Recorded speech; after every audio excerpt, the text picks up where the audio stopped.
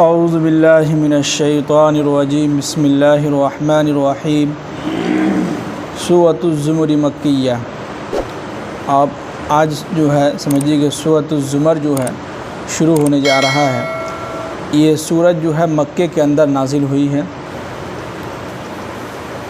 بسم اللہ الرحمن الرحیم تنزیل الکتاب من اللہ العزیز الحکیم۔ یہ کتاب جو اللہ تعالی نازل کر رہے ہیں حضرت محمد صلی اللہ علیہ وسلم، جو العزیز صاحب اقتدار اور الحکیم بہت حکمت والے ہیں۔ یعنی کہ اس آیت میں اللہ تعالیٰ یہ اللہ کے نبی صلی اللہ علیہ وسلم اور تمام کفار مشرکین سے کہہ رہے ہیں کہ یہ کتاب جو ہم نازل کر رہے ہیں، یہ کون نازل کر رہا ہے؟ اللہ تعالیٰ۔ یعنی اللہ تعالیٰ کہہ رہے ہیں کہ یہ کتاب ہم اپنی طرف سے نازل کر رہے ہیں۔ جو العزیز صاحب اقتدار، تمام دنیا کا مالک، ہر چیز کا جو ہے اقتدار انہی کے ہاتھ میں ہے، اور الحکیم بہت حکمت والے ہیں۔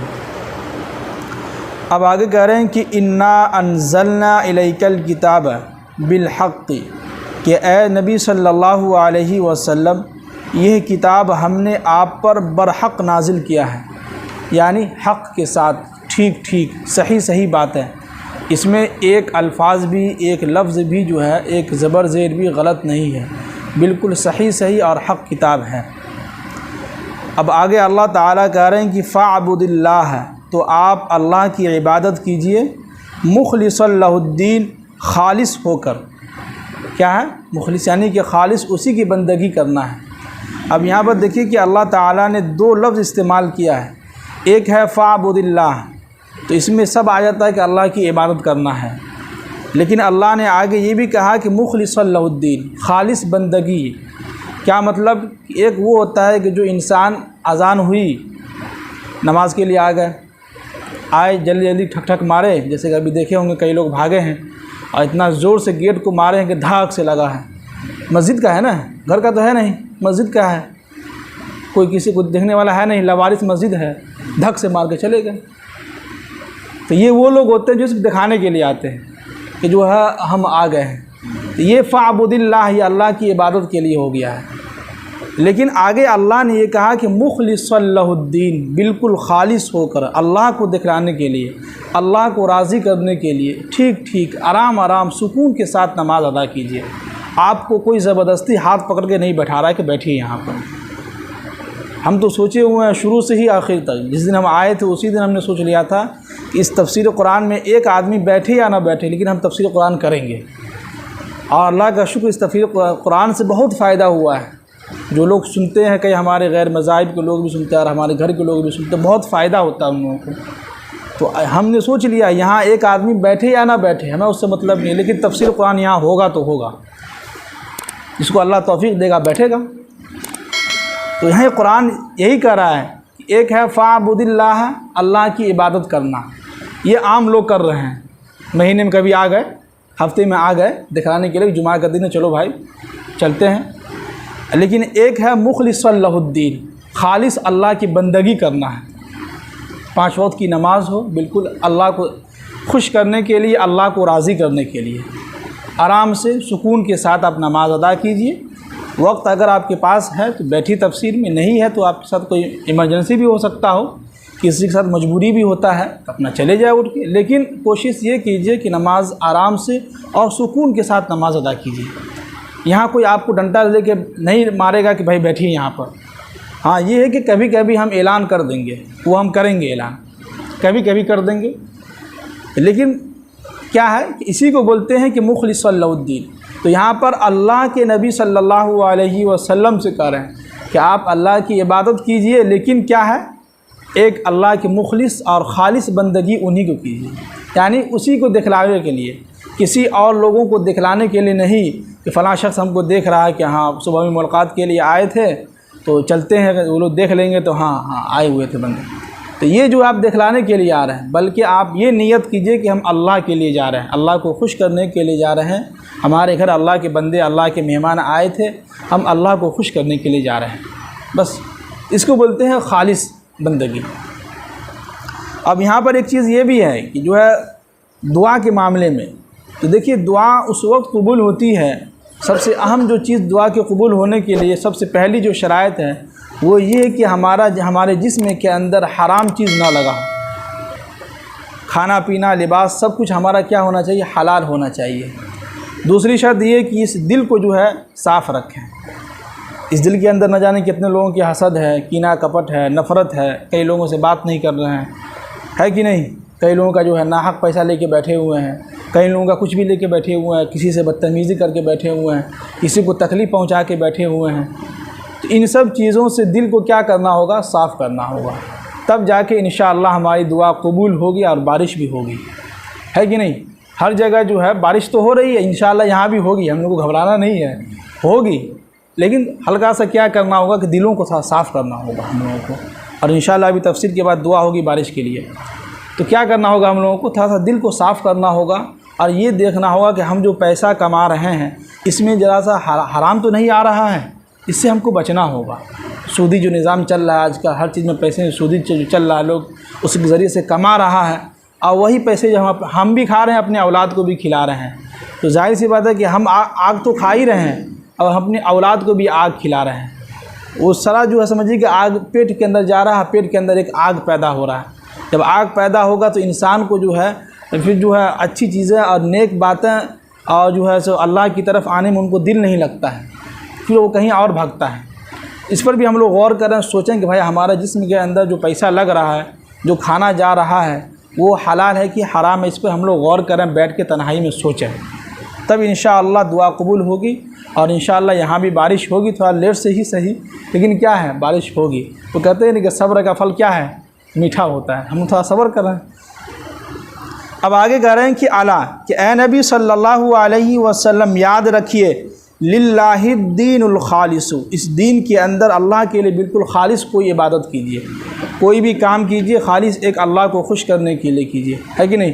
کسی کو اگر نیکی کا حکم دے رہے ہیں تو اللہ کو خوش کرنے کے لیے، راستے سے تکلیف دہ چیز ہے اس کو ہٹا رہے ہیں، کس کے لیے، اللہ کے لیے ہٹا رہے ہیں، تو یہ کیا ہوگا کہ ہمارا ایک عبادت ہو جائے گا، ہے کہ نہیں۔ کسی کو اگر ہم سلام کر رہے ہیں، اللہ کے لیے سلام کر رہے ہیں کہ ہم کو ثواب ملے گا، اس پر بھی کیا ہمیں ثواب ملے گا، دل ہمارا خوش ہوگا۔ تو ہر چیز میں اگر ہم نیک یعنی نیت یہ رکھیں کہ ہم اللہ کو خوش کرنے کے لیے کر رہے ہیں، وہ جو اچھا کام ہو، جو نیک کام ہو، تو اس میں کیا ہوگا کہ اللہ تعالیٰ ہم کو اس کا بدلہ بھی دیں گے اور اس میں ثواب بھی رکھیں گے۔ جیسے کہ اگر ہم کسی سے بات کر رہے ہیں، نیت ہماری یہ ہو کہ جو ہے ہم اللہ کے لیے بات کر رہے ہیں، تو یہ اس میں بھی اللہ تعالیٰ کیا کریں گے، ثواب دیں گے۔ ہر چیز میں ہماری نیت کیا ہونی چاہیے، اللہ کی طرف ہونی چاہیے۔ اب آگے اللہ تعالیٰ کہہ رہے ہیں کہ والذین اتخذوا من دونہ اولیاء، کہ اے نبی صلی اللہ علیہ وسلم یاد رکھیے کہ جو لوگ میرے علاوہ کسی اور کو عبادت بنا رکھا ہے، اس کی عبادت کر رہا ہے، کیوں کہ ما نعبدہم الا لیقربونا الی اللہ زلفی، اور وہ اس لیے میرے علاوہ کسی اور کی عبادت کر رہے ہیں کہ وہ یہ سوچ رہے ہیں کہ ہمیں اس سے اللہ یہ جو ہے یہ بت جو ہے ہمیں اللہ سے قریب کر دے گا۔ کیا مطلب، یہاں پہ تھوڑا سمجھیے گا غور سے، جو الفاظ استعمال کیا قرآن نے اس کو غور سے سمجھیے گا۔ قرآن نے یہ کہا ہے کہ یہ لوگ جو ہے میرے علاوہ کسی اور کو معبود بنائے ہوئے ہیں، کیوں، اس لیے کہ یہ لوگ یہ سوچ رہے ہیں کہ یہ جو معبود ہے، یہ جو خدا ہے، بت جو ہے، یہ ہمیں اللہ سے قریب کر دے گا۔ تو اس زمانے میں کفار و مشرکین یہ سوچتے تھے، یہ عقیدہ سے جو خدا یعنی کہ بتوں کو عبادت کرتے تھے کہ یہ فلاں بت جو ہے ہمیں اللہ سے قریب کر دے گا۔ تو اللہ تعالیٰ کہہ رہے ہیں کہ نہیں، یہ نہیں ہوگا، میرے ساتھ جو ہے کسی کو بھی شریک کرو گے یہ بالکل شرک ہوگا۔ اب یہاں پر اسی طرح انسان دنیا کے اندر یہ سمجھ لے کہ فلاں بابا جو ہے نیک تھا، صالح تھا، اب آپ اس نیت سے جا رہے ہیں کہ ان کے مزار پہ جائیں گے، چادر چڑھائیں گے، ان کے سامنے سجدہ ٹیکیں گے تو ہم اللہ سے قریب ہو جائیں گے، یہ شرک ہوگا، سراسر کیا ہے، شرک ہوگا۔ اس کے علاوہ اور کسی اور لوگوں کو مانتے ہیں کہ آپ مان لیا کہ چلو فلاں شخص ہے، وہ دعا تعویذ کرتا ہے، اس کی وجہ سے ہمیں شفا ملی ہے، ٹھیک ہوا ہے، تو آپ ان کی عبادت کر رہے ہیں، مطلب کہ ان کے سامنے سر جھکا رہے ہیں، ان کے عقیدہ یہ رکھے ہو کہ یہ اچھا انسان ہے، اس کی وجہ سے ہمیں شفا ملی ہے۔ تو یہاں پر یہ بھی ہے کہ جو ہے آپ کسی کو اپنی طرف جو کوئی اگر ٹھیک کر دیا تو آپ اس سے جو ہے محبت رکھنے لگے، کیوں کہ بھائی یہ اچھا انسان ہے، ہو سکتا ہے اس کی وجہ سے ہم اللہ سے قریب ہو جائیں، یہ بھی ایک شرک کہلائے گا۔ تو خلاصہ کلام یہی ہوا کہ دنیا کے اندر ایک اللہ کے علاوہ کسی پر ہم بھروسہ نہیں کریں گے، اگر کسی ڈاکٹر سے آپ کو شفا مل رہی ہے، آپ کو بیماری جو ہوا اس سے ٹھیک ہو جا رہا ہے اس ڈاکٹر سے، تو آپ ان کا شکریہ ادا کر سکتے ہیں کہ فلاں صاحب آپ کی وجہ سے ہمارے جو ہے سو بچی کا یا ہمارا طبیعت ٹھیک ہو گیا، اللہ کا شکر ہے، اور وہ اللہ کی طرف سے ہوا ہے۔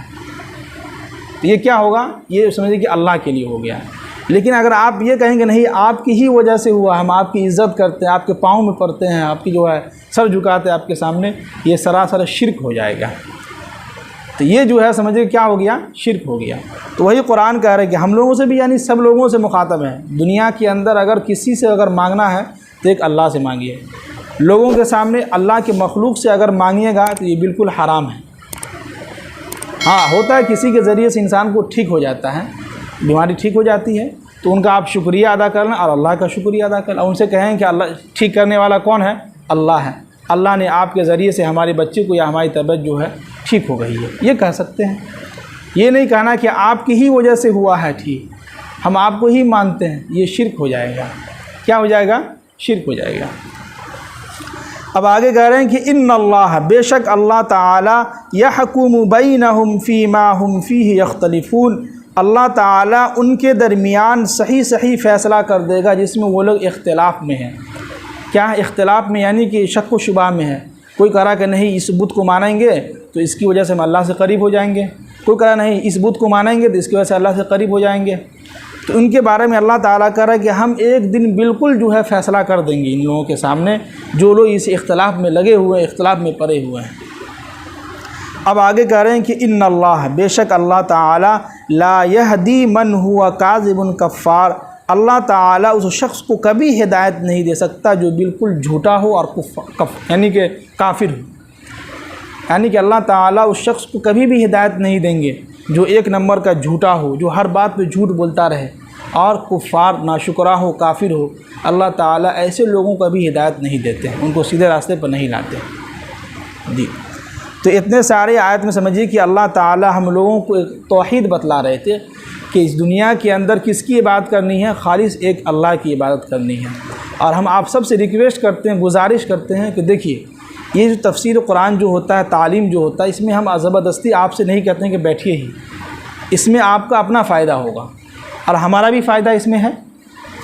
تو کوشش یہ کیجیے کہ اس سے یہ ہوگا کہ آپ کو قرآن کا ترجمہ معلوم ہوگا، آپ کو سمجھ میں آئے گا کہ اللہ ہم سے کیا بات کر رہا ہے کہ نہیں؟